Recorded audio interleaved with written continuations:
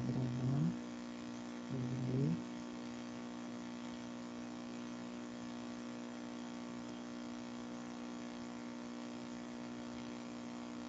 Vamos lá.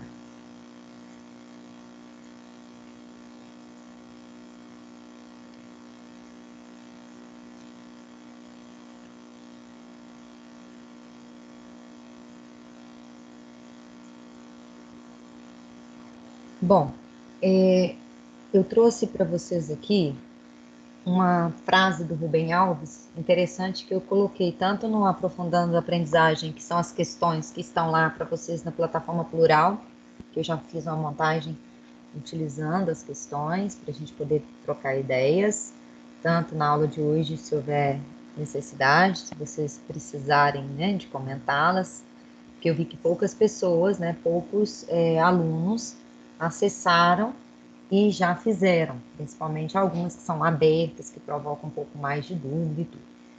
Mas tanto nessa abordagem, né, das questões, quanto nesse das atividades de coordenação, a frase que eu separei para hoje é do Rubem Alves, né? Então essa primeira fala do carpe diem. O carpe diem é uma expressão em latim que significa, como está ali, ó, colha o dia. Carpe diem quer dizer colha o dia. Colha o dia como se fosse um fruto maduro que amanhã estará podre.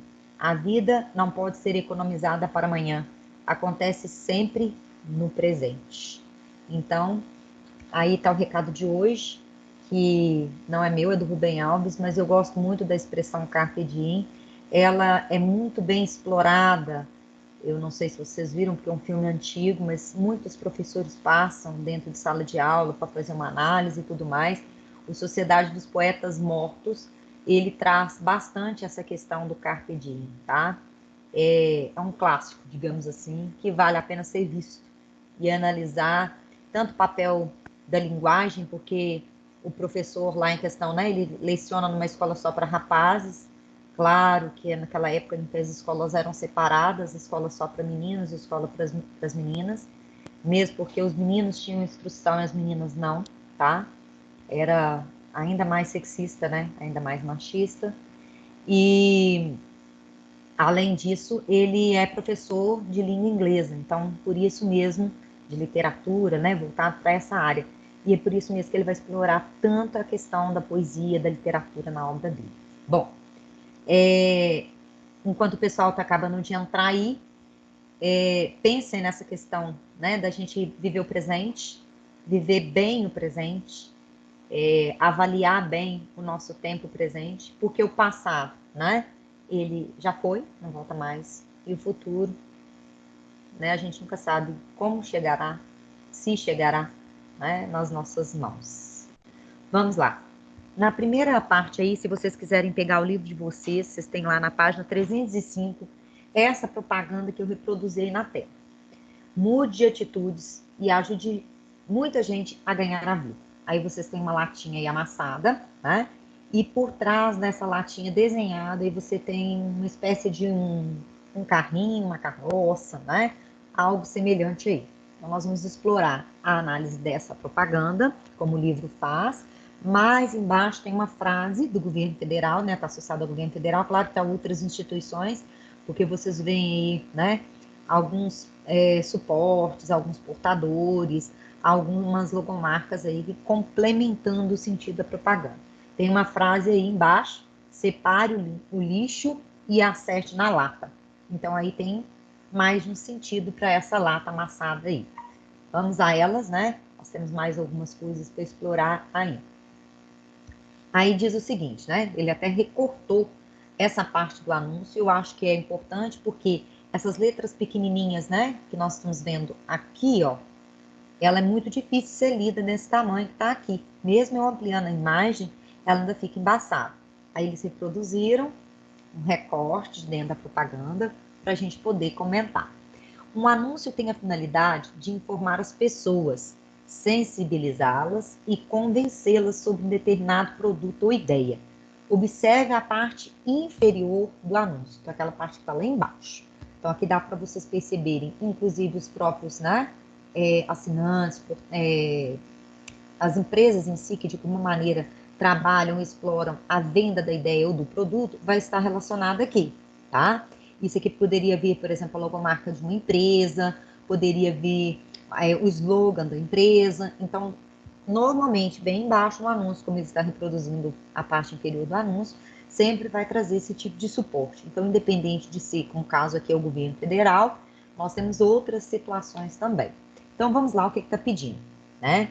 Quem é o anunciante, quem que é o destinatário, qual que é a finalidade do anúncio. Então, vamos associar uma coisa com a outra. Primeiro, eu tenho lá na frase, né? Separe o lixo e acerte na lata. Depois, na letra lá em cima, eu tenho mais alguma coisa. Separar o lixo úmido do seco facilita o trabalho dos catadores. Limpe as embalagens por dentro. Retire toda a sujeira antes de jogar fora. Assim, mais material e aproveitado, será aproveitado, né? É aproveitado e reciclado.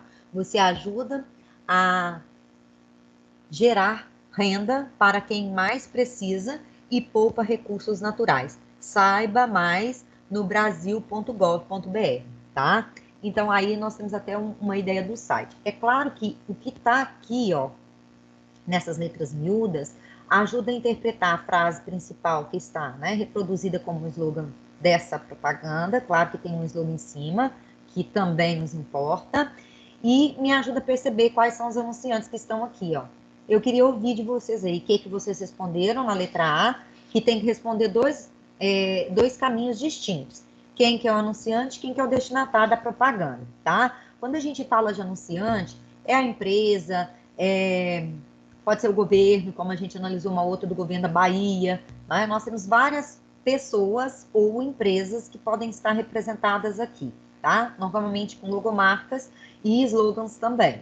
E o destinatário? Destinatário, quando a gente fala de carta, de mensagem, é para quem que eu estou escrevendo, para quem que eu estou falando. Então, nesse momento da aula, vocês são os meus destinatários. Só um minutinho, para ver se tem alguma coisa aqui no chat. A internet, né, que tá ruim. O Arthur Santinho falou que a internet dele tá caindo bastante. Eu achei o Teams hoje muito lento. Tudo aquilo que eu tentei fazer e analisar aqui, eu achei ele mais lento. Então, pode ser que vocês estão ouvindo com algum tipo de lag, alguma coisa assim. Então, vamos tentar manter aí, mas eu queria ouvir vocês também. Quem é o anunciante, quem que é o destinatário. Então, como o destinatário é para quem, né, com quem eu estou falando, tem a ver com o meu interlocutor, acho que na outra propaganda usou a palavra interlocutor. Então, interlocutor pode ser o destinatário? Pode. Só que numa conversa, eu posso ser interlocutora, né, e posso ser destinatária. Se vocês me fazem uma pergunta, eu posso ser o destinatário da pergunta.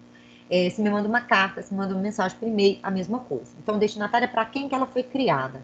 Então, poderia estar aqui na pergunta da letra A, em vez de o destinatário que ele está perguntando, poderia estar aí relacionado, perguntando para vocês qual é o público-alvo dessa propaganda também. Então, eu queria ouvir de vocês aí na letra A, o que vocês responderam, quem é o anunciante e o destinatário. Neide, no anunciante, eu coloquei que é governo federal, né, junto com o Ministério do Meio Ambiente, o Ministério do Desenvolvimento Social e Combate à Fome. Isso mesmo, é isso aqui tudo que você está vendo aqui embaixo que você relacionou muito bem. Sim, e o destinatário eu coloquei adultos em geral.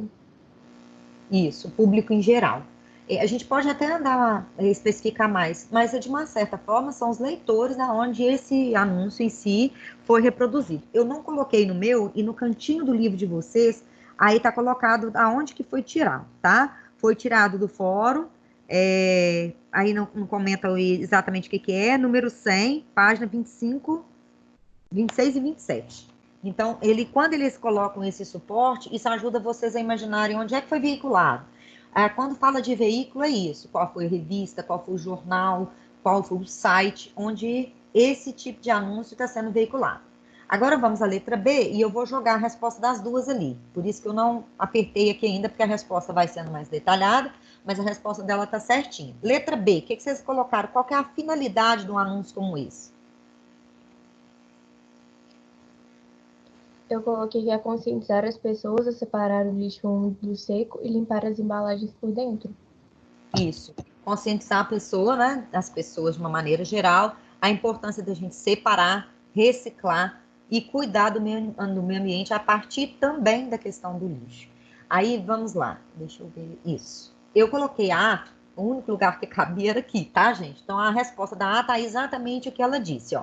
Então, são os anunciantes. Ministério do Desenvolvimento Social poderia começar daqui para cá ou de cá para cá. Isso não importa. A ordem não vai fazer diferença.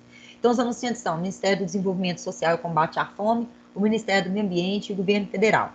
Os destinatários, os leitores da revista em que o anúncio foi publicado e a população em geral. Então, como ela disse que era as pessoas em geral, a população em geral, sim, mas é importante sempre vocês terem esse foco, né, dos leitores da revista em especial ou do jornal que ele estiver inserido, porque pode vir numa questão fechada, por exemplo, uma resposta mais objetiva para vocês chegarem nela. Então, aí vocês teriam que associar. Vamos supor que tivesse lá, por exemplo, como anunciante deixar anúncio, teríamos isso, e vocês teriam que marcar qual a alternativa correta, e tivesse a população em geral, e tivesse esse outro aqui, ó, leitores da revista em que o anúncio é publicado, e a população em geral, esse aqui está mais completo, tá? Por isso seria a resposta. Isso às vezes acontece em questões objetivas, então por isso que eu chamo a atenção.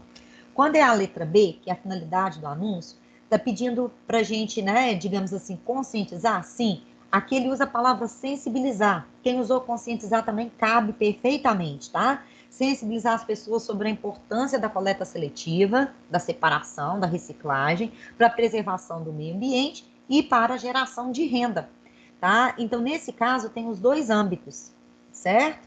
Então, se a gente observa, né, essa construção, a gente vai observar isso aí. Isso aqui tá errado, tá, gente? É porque veio junto aqui na hora que eu estava copiando a resposta de lá, veio uma parte da pergunta 2, como vocês vão ver aí. Bom, a 2, ela traz para vocês aí. O enunciado separe o lixo e acerte na lata apresenta ambiguidade, ou seja, um duplo sentido. Explique em que consiste essa ambiguidade. A ambiguidade em alguns textos, gente, são muito bem, normalmente elas são bem vistas, né? Ou seja, elas dão valor, elas agregam valor àquilo. Na propaganda, na poesia, né? Em algumas tirinhas para dar uma jogada inteligente, charge. Então, nesse tipo de texto, é muito comum a gente ter ambiguidade. E em que consiste a ambiguidade? É a dupla, né, ou às vezes até mais interpretações que um enunciado, que uma palavra pode ganhar no texto. Então, nós temos aí, separe o lixo e acerte na lata, tem um duplo, né, sentido aí. Eu queria que vocês explicassem essa ambiguidade para mim, qualquer um de vocês, antes da gente passar para a letra B. Eu coloquei que acerte na lata, além de fazer uma apologia à lata de lixo, é um dito popular para expressar algo correto, um acerto. O alvo correto que você disse? Expressar algo correto, um ato correto, um acerto. Ah, boa. Uma ideia de alvo, né? Então tem um duplo sentido mesmo. Vamos ver o que nós temos relacionados, nesse caso, na ambiguidade. Bom, a expressão acertar na lata ela pode ser vista, como você mesmo mencionou aí, no sentido literal, né? Que é acertar na lata do lixo, que você havia mencionado. Toda vez que eu ouvi falar, tá, gente? Que vocês ouvirem a expressão literalmente ou de maneira literal, tá? Essas expressões significam ao pé da letra, tá? No seu sentido mais comum. Então, quando eu pego uma palavra que tem mais de uma possibilidade de uso, o verbo ficar, por exemplo, né? O verbo ficar tem muitas significações, dependendo do contexto aí que a gente tiver inserido.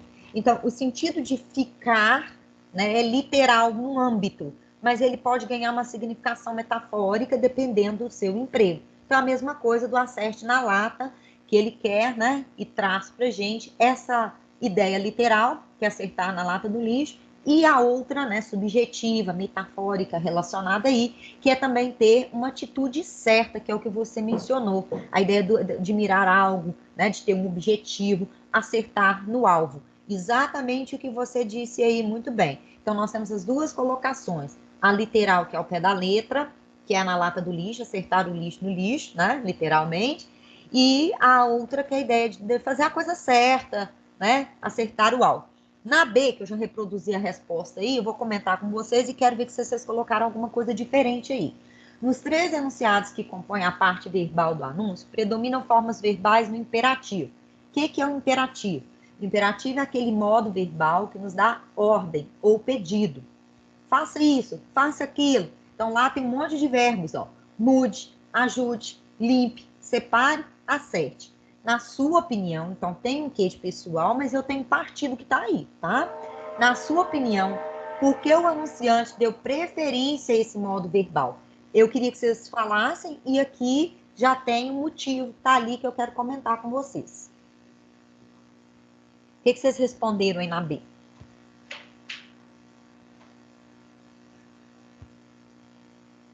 Neide, eu coloquei que o anunciante preferiu usar esse modo verbal para induzir as pessoas a fazer exatamente o que está escrito. Muito bem. Ela usou a palavra induzir, gente. Vocês podem usar outras palavras. Persuadir, convencer, tá? Por quê? Porque quando eu uso o imperativo, eu estou fazendo um pedido, fazendo um apelo, eu estou dando uma ordem, né? Quando os pais de vocês pedem para vocês fazerem algo, o tom, né, e o verbo que vai ser usado provavelmente é o imperativo. Então, o modo imperativo é importante como elemento de persuasão, pelo fato de indicar ordem ou pedido. Aqui eu expliquei dentro da questão verbal, mas ela relaciona muito bem, tá? Então, é induzir, é persuadir, é convencer. Ele usa o imperativo com essa ideia de que para convencer o leitor de que isto é importante, ele utilizou este modo verbal, beleza? Vamos à próxima aí, que é a questão 3. Observe a parte não verbal do anúncio. Toda vez que falar do não verbal, nós estamos falando de imagem. Então, todo anúncio publicitário, por ser propaganda, ele tem o campo verbal, imagem, e o campo verbal, palavras. Lembrem que nós analisamos anúncios aí lá atrás, né? Acho que um pouquinho para trás, aquele lá do final do capítulo anterior, que era da Volkswagen, por exemplo, em que ele não tinha propriamente imagem. Ele trabalhava principalmente, o seu foco inicial, seu foco principal, vamos dizer assim, era a palavra. Ele fazia isso intencionalmente. Então, que imagem aparece em destaque? O que vocês responderam? Eu vou jogar ele aqui na tela para a gente poder comentar. Esse. Qual é a imagem que vocês veem aí?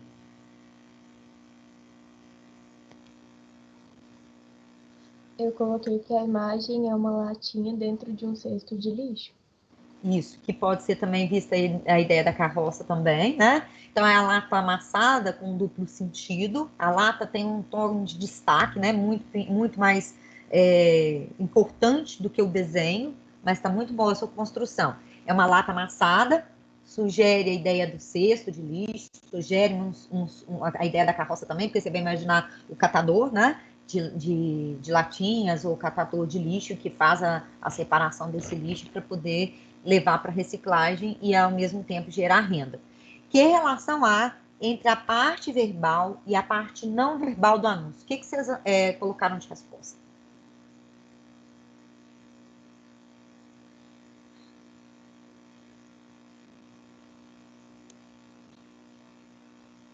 Eu coloquei que a relação é a presença da lata tanto na parte verbal quanto na parte não verbal.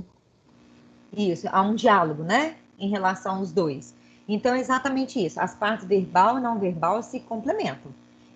Uma ajuda a outra. A imagem da lata amassada, um dos objetos mais conhecidos, né, da reciclagem, remete também a acerte na lata, que é o que você mesmo já havia mencionado. O desenho sugere, né, aí a ideia da cesta de lixo, sugere a ideia da carroça, como eu mencionei, reforçando o sentido de tomar a atitude certa, fazer a coisa certa. Agora nós vamos trabalhar um pouco mais voltado para o nosso conteúdo, que é o período composto, dentro da linguagem. Mude de atitude e ajude muita gente. Separe o lixo e acerte na lata. O que eu quero que vocês observem? Quantos verbos eu tenho aí? Eu tenho aluno que mandou para mim uma mensagem, não lembro mais quem, acho que foi até mais de um, que estava com a dificuldade numa das questões. Poucos responderam e os que responderam eu já corrigi, tá? Então, tá lá no exercício da plural, acho que é questão 2, questão 3, já não lembro mais não, tá? Porque os números que elas aparecem lá são os números reais dela dentro da plataforma do plural. E não faz diferença para a gente a numeração. Faz diferença vocês tentarem fazer e ver as dúvidas. Então, no caso da gente perceber quantidade de orações, por onde eu vou partir? Dos verbos. Então, o mesmo tanto de verbo que tiver, é o mesmo tanto de orações. Aí, quando eu tenho 2 ou mais verbos funcionando como um só, que é o que vai ter na tirinha lá do exercício da plural que vocês vão ter que fazer. Eu vou ter que analisar os dois em conjunto.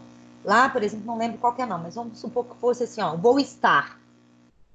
Se eu vou estar, ou vou fazer, por exemplo, eu tenho dois verbos exercendo o papel de um só. Né? O verbo principal é o último, tá? E o verbo auxiliar é o primeiro. No caso dos dois enunciados que vocês têm na questão 4, eu tenho mude, ajude. Então, tá lá primeira oração, segunda oração. Separe, acerte. Primeira oração, segunda oração. O que eu quero que vocês observem? Todos os dois enunciados, tá? Período, né, composto aqui e o período composto daqui, ele vem separado de um e de outro por um ponto, tá? E veio intercalado por uma coisa que a gente chama de conjunção coordenativa. O que seria essa conjunção coordenativa? É um elemento, é um conectivo que vai fazer junção de uma oração com a outra, vai encaixar uma na outra. Então, a primeira oração é mudar de atitude, a segunda oração, e ajudar muita gente. Através da minha atitude, eu vou ajudar muita gente. Então, houve um acréscimo, uma soma entre uma e outra. Separe o lixo e acerte na lata. Houve também um acréscimo da segunda oração em relação à primeira. Primeiro, eu vou separar o lixo para depois acertar na lata, que é a ideia aí, né? Dupla, ambígua, que a gente analisou na outra questão. Vamos lá para ver o que ele vai pedir para a gente na 4. Há duas orações em cada período, que é o que nós analisamos. Entre elas, existe uma relação de dependência sintática? Justifique sua resposta. E aí, gente, vocês acham que há dependência? Se eu tirar uma, eu consigo ter sentido completo na outra? Ou não? O que é que vocês me dizem?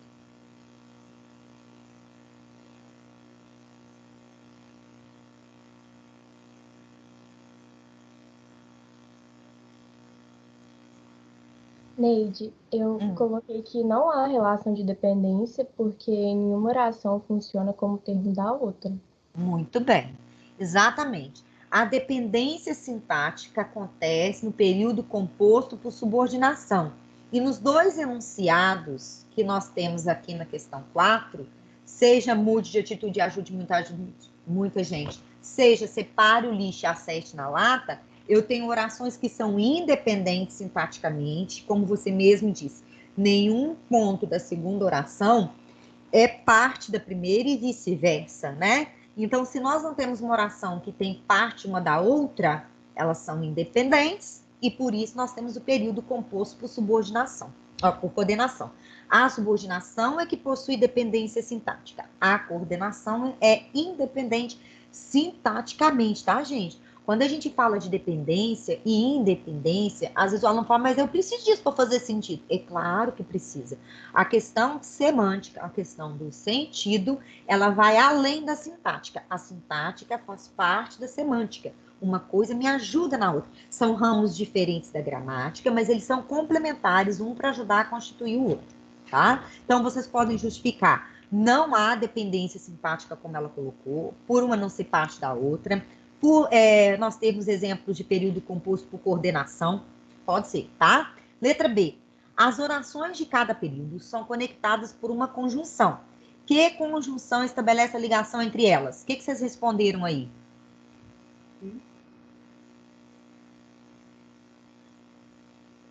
Eu não sei se está certo, mas eu coloquei que é a conjunção e. Isso. E qual que é o papel dela?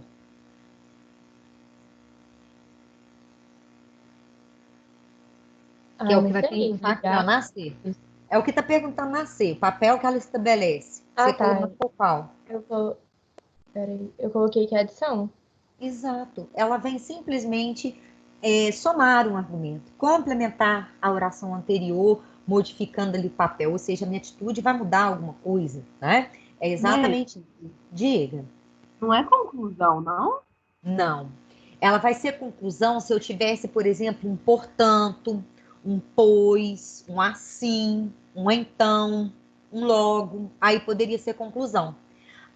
A conjunção, viu, gente, que é o que a gente está analisando aí no período composto por coordenação, ela é primordial para a interpretação daquilo que eu estou construindo. Então, quando vocês estão escrevendo uma frase, um trecho, um texto, uma propaganda para a Clícia, por exemplo, e vocês precisam de fechar o enunciado, concluir.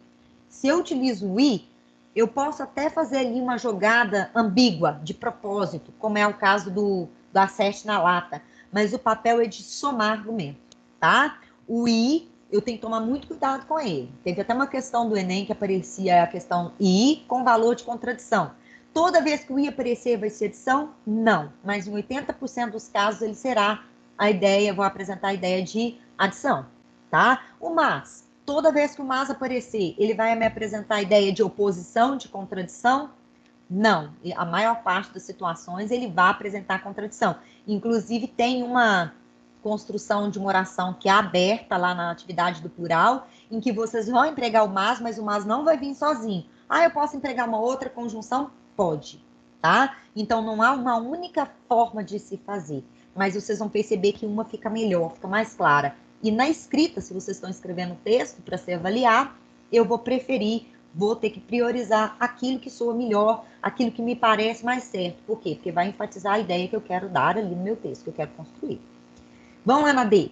Como é classificada a conjunção que estabelece esse tipo de relação? Conjunção, né? Coordenativa, aditiva. Deixa eu jogar na tela aqui. Conjunção coordenativa aditiva, tá? Se fosse mais uma palavrinha, vamos supor, aditiva também pode aparecer com mas também. E, mas também, né? Tem o mesmo valor. Então, se fosse um mas também, seria conjunção coordenativa aditiva? Não, seria locução coordenativa aditiva.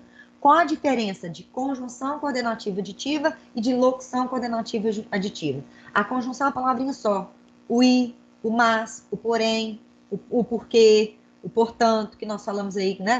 Vamos comentar mais para frente também, exerce papel de conjunção. Agora, se eu tenho mais de uma palavrinha, como "mas também", como a gente analisou lá nas subordinadas, o "já que", o "visto que", uma vez que mais? Mesmo que, uma série de outras. Tem mais de uma palavrinha, locução conjuntiva. Se é subordinada, subordinativa. Se é coordenada, coordenativa, tá? Vamos lá na próxima. Aí nós temos outro anúncio. A água não tem gosto, cheiro ou cor, mas tem cuidado de sobra. Bom, o que nós temos? Esse aqui aparece, olha, um outro assinante, ó, que é o governo do estado de São Paulo. Bom, na minha reprodução ele não ficou muito claro não, tá, gente? Eu tentei espichar um pouco para a letra ficar mais legível que esse campo aqui, mas mesmo assim tá complexo. Aí, qualquer coisa a gente volta ali. No enunciado principal, que é essa frase que está em caixa alta, né, que tá maior, no enunciado principal do anúncio, embora haja um ponto separando as orações, há entre elas uma relação de coordenação, classifica as orações. Então, antes da gente, vamos voltar lá, ele está falando desse enunciado aqui, certo? E o que nós temos? A água não tem gosto, cheiro ou cor. Quantos verbos eu tenho aqui? Apenas um, só o verbo ter, mas tem cuidado de sobra. Embora aqui, ó, ele preferiu usar um ponto, o sentido entre a primeira oração e a segunda oração, entre o primeiro período, que é um período simples, e o segundo período, que também é um período simples. O que é período simples? O que é período composto? Período simples, que possui um único verbo, né? Por causa do ponto. Período composto, quando dentro de um ponto só, ou na correlação com um ponto só, seja ele final de exclamação de interrogação, eu tenho mais de um verbo, mais de uma oração, beleza?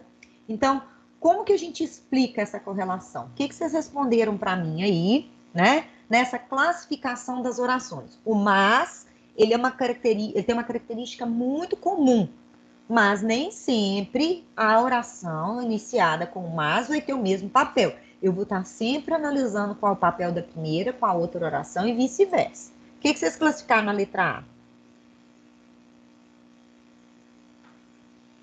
Eu coloquei que a primeira, né, que a água não tem gosto, cheiro ou cor, é oração coordenada sindética. E a segunda, mas tem cuidado de sobra, é oração coordenada sindética adversativa. Isso mesmo. E aí a gente tem uma observação que é pouco frequente, pouco comum. É muito comum a gente utilizar, no lugar daquele ponto, deixa eu jogar de novo na tela, no lugar desse ponto depois de cor aqui, ó, usar uma vírgula, tá? Ah, mas eu posso fazer isso aqui? Posso. Tem que tomar cuidado. Vamos supor que vocês estivessem fazendo um texto dissertativo argumentativo com foco no Enem. Eu poderia fazer isso aqui? Evitem. Períodos excessivamente curtos fragmentam o texto de vocês. Períodos excessivamente longos prejudicam o sentido do texto. Então, como é que eu vou usar? Bom senso. Então, o que eu tenho que fazer? Períodos relativamente, né? Eu tenho que saber usar o período composto. Isso é uma das coisas mais importantes que a gente quer como corretor do Enem. É uma das coisas que eles cobram que a gente observe de vocês. Que o texto tem que ter fluidez, o aluno tem que estar ali escrevendo de uma maneira clara, ele tem que ter domínio da norma culta, utilizando o chamado período composto por coordenação e por subordinação. Ele tem que saber usar. Saber usar é exatamente utilizar com bom senso. Detalhe, tá, gente? Uma questão muito importante quanto à questão de pontuação. Eu até quero jogar essa questão na tela, nós já corrigimos essa questão. Se houver um tempinho, vou corrigir essa desse enunciado aqui com vocês, que ela não é muito grande, e depois eu vou pedir, eu vou passar para vocês a outra questão na tela, tá? Mesmo que eu pare no meio da análise dessa parte aqui. Porque houve muita dúvida, pelo que eu entendi, com relação à pontuação com período composto. Então, por exemplo, é um dos meus focos, tá? Meu próximo capítulo é pontuação, que eu acho que é importantíssimo. Aqui nesse caso, se eu tirasse o ponto, eu poderia escrever o mas direto? Não, sou obrigada a colocar ou um ponto e vírgula, ou uma vírgula aqui. Antes de mas, obrigatoriamente eu tenho que ter vírgula. Antes do i, eu posso usar uma vírgula? Só se o sujeito da primeira oração for diferente da segunda. Se não for, eu não posso utilizar.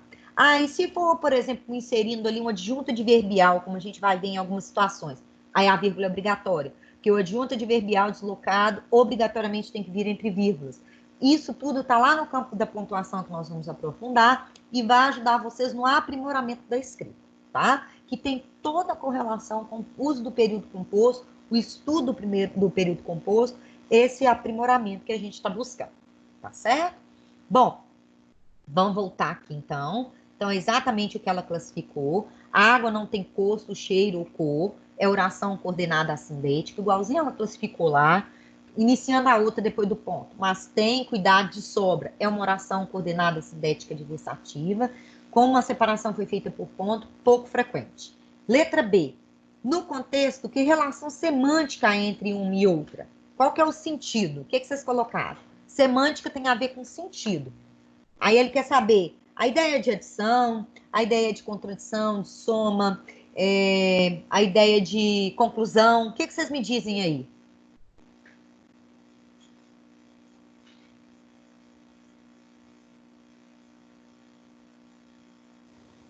Neide, eu não coloquei, tipo assim, ideia de conclusão, adição, essas coisas. Eu coloquei, tipo assim, o significado da O frase. que você colocou? Eu coloquei que a relação semântica é que, por mais que a água não tenha gosto, cor ou cheiro, ela é muito cuidada em várias etapas. Isso. Ao fazer isso, você está explicando a oposição. Então, uma ideia de ressalva, de oposição, de contradição, certo? É o que está falando aqui, ó. A sindética, você explicou com as suas palavras, usando o contexto, mas o que você fez, na verdade, é exatamente essa ideia da ressalva, ó. O que é fazer uma ressalva? Ah, você pode fazer isso, mas primeiro você tem que fazer aquilo. Ah, ela fez todas as questões, mas teve dúvida na 2, na 3. Então, esse mas vai dar uma ideia de ressalva, uma observação contrária, uma oposição, certo? Então, é isso mesmo que você colocou aí com as suas palavras. Ponha dentro de um parêntese a palavra ressalva, que nós temos aqui, ó, ou a palavra oposição, que aí vai dar para você analisar que a relação semântica entre os dois enunciados é exatamente essa de fazer uma ressalva uma em relação à outra ou de mostrar uma contradição, tá certo? Normalmente, as orações dos períodos compostos são separadas por vírgulas, por isso a ideia e a importância da pontuação. Nesse caso, qual a finalidade do anunciante ao colocar um ponto entre as orações? Aí é a interpretação, tá? Eu provavelmente não usaria esse ponto, mas ele fez isso de maneira intencional. Qual seria a intenção do anunciante ao fazer isso? O que vocês me dizem?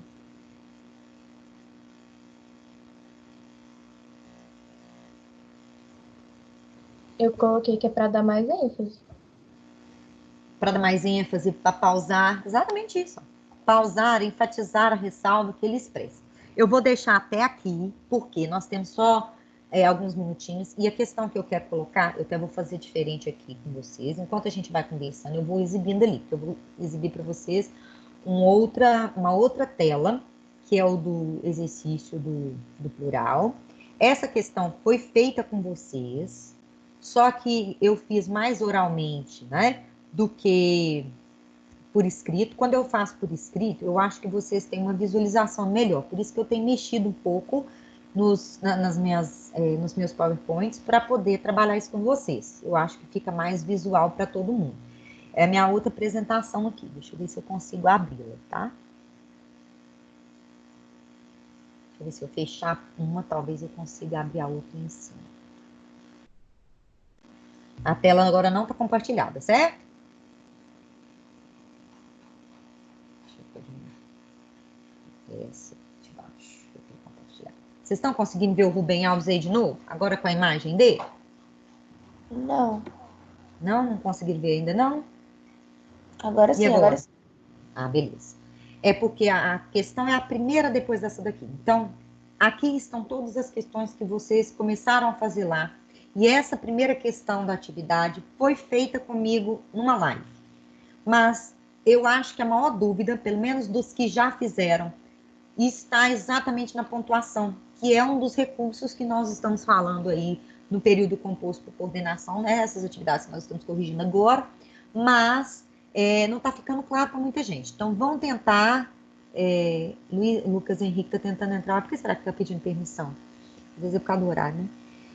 Ensinar é um exercício de imortalidade. De alguma forma, continuamos a viver naqueles cujos olhos aprenderam a ver o mundo pela magia da nossa palavra. O professor, assim, não morre jamais. Eu acho que não é só o professor, tá, gente? Eu acho que o escritor também, ao escrever, nós fazemos esse exercício da imortalidade. Nós passamos, né? Mas as pessoas permanecem através daquilo que elas escrevem, através das suas atitudes, né? E assim subsequentemente. Opa, peraí um pouquinho. Ó, a questão é essa. Ih, que raiva. Vocês estavam vendo?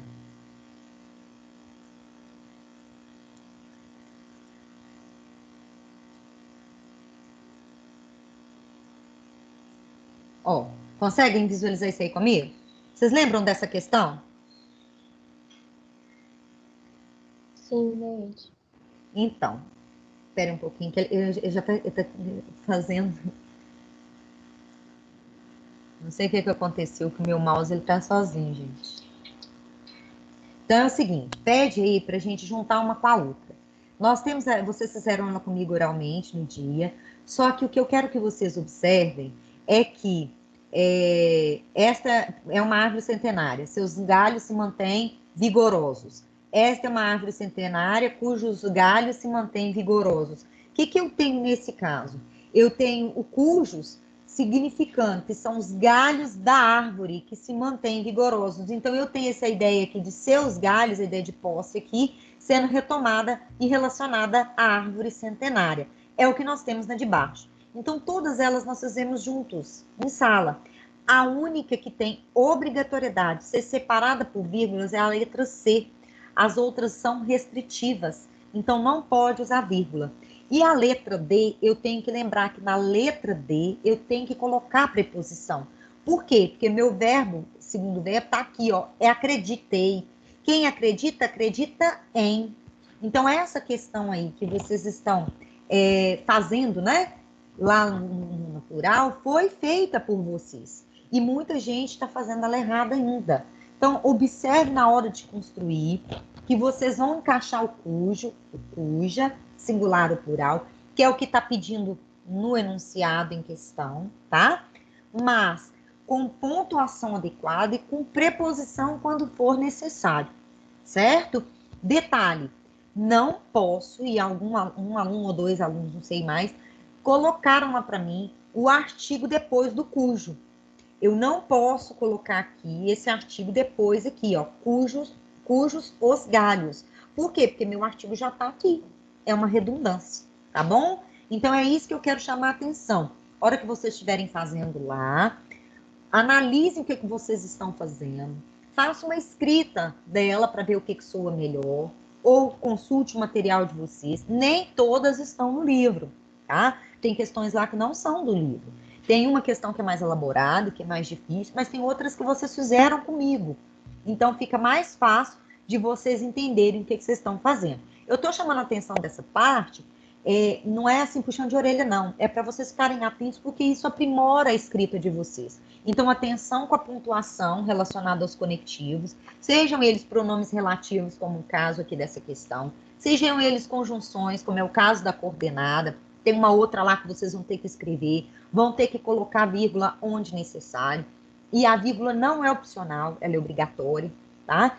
Em algumas situações, eu posso pontuar de um jeito e vocês de outro. Em outras situações, a gente é obrigado a utilizar determinada pontuação, tá? Eu vou jogar aqui só para vocês verem rapidinho como é que ficou a letra A, a letra B, C, D e E. Opa, que são questões que a gente já fez. Então, na primeira, há projetos de limpar a Baía de Guanabara, cujas águas estão quase mortas. Essa daqui eu posso usar a vírgula. Por quê? Porque são as águas da Baía de Guanabara que estão quase mortas. Nesse caso, deixa eu até ver. Eu acredito que nem não precisa daquela vírgula ali. Será que eu que pus a vírgula?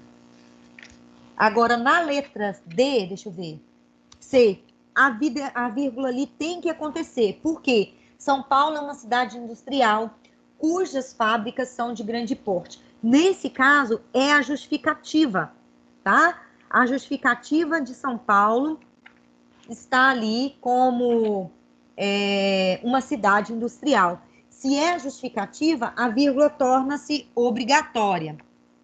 Deixa eu ver se nesse caso aqui eu posso retirar. Posso ou devo retirar a vírgula? Não, nesse caso, nem posso nem devo. Deixa eu ver o que ele pensou. Há projetos de limpar a Baía de Guanabara, cujas águas estão mortas. Por que vocês acham que tem vírgula aqui e vírgula aqui, ó? Vamos comentar esse papel da vírgula aí e finalizar a nossa aula com essa abordagem aqui.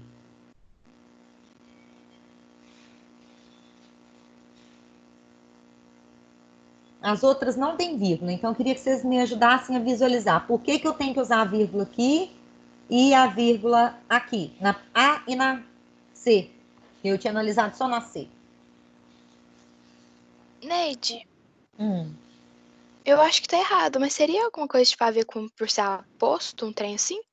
Sim, tem a ver com essa papel desse aposto, dessa explicação. O que a gente visualiza? Diga. Eu acho que é para meio que especificar, assim, tipo... não especificar, mas falar que todas as águas da Bahia todas estão quase mortas. E lá em São Paulo, todas as fábricas são de grande porte. Tipo isso, falar meio que assim. Exatamente. É a explicação, tá, gente? Então, quando a gente tem lá na letra A, há projetos de limpar a Baía de Guanabara. Por que a gente quer limpar a Baía de Guanabara? Porque as águas estão quase mortas. Então, é uma espécie de explicação. Quando a gente vê na letra B, na letra D, deixa eu ver, B, não, na B e na E, o que acontece? Chamei os alunos cujos pais estão desempregados. Eu chamei os alunos, os pais dos alunos que estão desempregados. Então, não foi de todos os alunos que eu chamei os pais, não foram os pais de todos os alunos, foram só daqueles, né, que os pais estão desempregados. Quando a gente fala, chamei os alunos cujos pais estão desempregados, havia um motivo por trás da minha chamada e que restringiu essa chamada. A menina cuja mãe se feriu no acidente teve uma crise de choro. Então, não foram todas, né, as meninas, nem todas as mães. Foi a menina cuja mãe é a mãe dessa menina que se feriu no acidente. Então, há uma restrição de qual foi a mãe e qual foi a filha. Assim como na letra B, uma restrição entre alunos e pais desempregados. Tá certo? Então, toda vez que for para ampliar a especificação ou para justificar a explicação, eu vou utilizar a vírgula nas adjetivos. Quando eu quero restringir, a vírgula não pode aparecer. Beleza? Então, é só para lembrar isso, porque vai ser importante para vocês construírem tanto esta, que está lá, quanto outras questões que vocês vão ver também, tá certo? Bom, nosso tempo, né, concluiu aí. Eu deixo na tela isso aí para vocês pegarem, pensarem. Tentem acessar, não deixem para o último dia, façam tudo que vocês puderem. Na sexta-feira, se vocês já tiverem feito, vai ser bacana para a gente pegar as dúvidas, porque aí vamos supor, eu tenho ali uma porcentagem muito pequena de aluno que já fez no M2, né? Claro, afinal de contas, vocês conversaram comigo ontem, o exercício tem recente, mas tentem exercitar isso mais rápido, fazer mais rápido, marcando as dúvidas, postem a dúvida lá no Clipe Escola, como alguns já fizeram, ou anotem para a gente poder comentar na live de sexta-feira, porque aí eu vou pegar a partir da questão 2 a 1, eu já comentei com vocês, e a gente vai observando onde é que eu preciso aprofundar. Uma das coisas que eu percebi que é importantíssimo para eu analisar com vocês é a questão da pontuação, especialmente associada ao período composto, certo? Vocês concordam nessa parte, gente? Vocês não acham isso importante? Que às vezes dá dúvida? Acho que sim. Então, ó, bom dia para vocês, tá? A gente conclui aqui. Boas aulas. Façam as questões lá, marcando as dúvidas, para a gente trocar ideias. Combinado? Obrigado, Neide. Obrigada. Obrigado vocês. Bom dia. Também. E cuidem. Tchau, Ney. Se cuida, viu? Vocês também.